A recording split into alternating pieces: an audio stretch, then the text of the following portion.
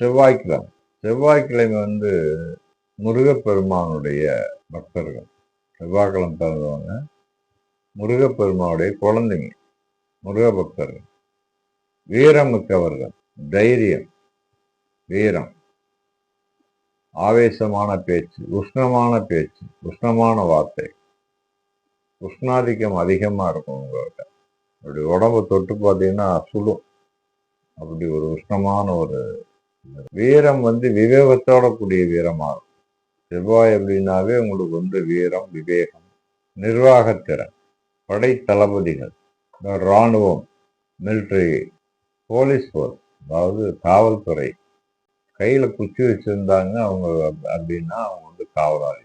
பொதுவாக சாதாரண ஒரு வாட்ச்மேன் கூட கையில ஒரு குச்சியை வச்சு தட்டிக்கிட்டே இருப்பாரு. இது வந்து செவ்வாயுடைய இயல்பு இதுதான். ஒரு கையில ஒரு குச்சி, காவல். வீரமான விவேகிகள், சிரிச்சாங்கன்னா கட கட கட்டன்னு சிரிப்பாங்க. வேகமானவங்க, ரொம்ப வேகம், அதிவேகம், துரிதமா செயல்பட்டு ஒரு வேலையை செஞ்சிருவாங்க. கடான்னு செயல்படுவாங்க. ஒரு அவசரம் அப்படின்னாக்கா அந்த அவசரத்தை வந்து இன்னும் அவசரமா செயல்பட்டாதான் அது அந்த அவசர வேலையை முடிக்க முடியும். அப்போ 100 கிலோமீட்டர் அப்படின்னாக்க இவங்க 110 கிலோமீட்டர் போனாதான் அந்த வேலை முடியும்னா அந்த வேலையை வந்து அவங்க செய்வாங்க. அதுவும் செவ்வாய்க்கிழமை பிறந்தவங்களாலும் அது முடியும். இவங்களுக்கு வந்து எப்போதுமே உடல்ல தழும்பு. பிறந்த குழந்தையா இருந்து ஒரு 6 மாசத்துல இருந்தே வந்து பாத்தீங்கன்னா ஏதாவது நெத்தியில் தழும்பாகிறது, முகத்தில் தழும்பாகிறது, மார்புல தழும்பாகிறது, இந்த விழுப்புன்னு சொல்லுவாங்க, அந்த மாதிரி தழும்பாகிறதுலாம் இவங்களுக்கு ஆகும். மிருகங்களை வந்து இயக்கக்கூடியவங்க.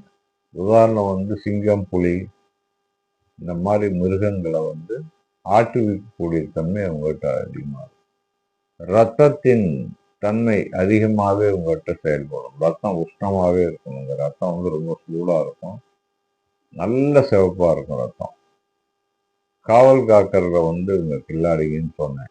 காவல் அப்படின்னாக்க அந்த காலத்துல வந்து ஊர்காவல், எல்லைக்காவல்லாம் சொல்லுவாங்க. அந்த மாதிரி காவல் உங்களுக்கு. காவல் தெய்வங்கள் சார்ந்த விஷயங்கள்லாம் அவங்க வந்து இவங்ககிட்ட இருக்கும். ஒரு பெட்டக காவலாளி, ஒரு பொக்கிஷ காவலாளி, ஒரு ஊர் காவலாளி, ஊர்காவல் படை, இதெல்லாம் வந்து இவங்க சார்ந்த செவ்வாய்க்கிழமை பிறந்தவங்க தான் அதிகமா இருப்பாங்க. ஒரு 100 பேர் வேலை செஞ்சாங்கன்னா இந்த செவ்வாய்க்கிழமை பிறந்தவங்க ஒரு 20 பேர் 30 பேராவது இருப்பாங்க. சிவப்பு நிறம், உங்களுக்கு உரிய நிறம் சிவப்பு நிறம். கண்கள் சிவப்பாகவே இருக்கும். நாக்கு நல்ல சிவப்பா இருக்கும். கண்கள் வந்து ரத்தம் கசிஞ்ச மாதிரி, ரத்த கசிவு கண்களுக்கு வரும், சிவப்பா இருப்பாங்க. பிடிவாத குணம் எக்கச்சக்கமா இருக்கும். முரட்டு குணமும் பிடிவாத குணமும் அதிகமா இருக்கிறவங்க செவ்வாய்க்கிழமை பிறந்தவங்க. யாரு கட்டுப்படுவாங்க அப்படின்னா யாரும் கட்டுப்பட மாட்டாங்க. இந்த கட்ட பஞ்சாயத்து பண்றான்னு சொல்லுவாங்க,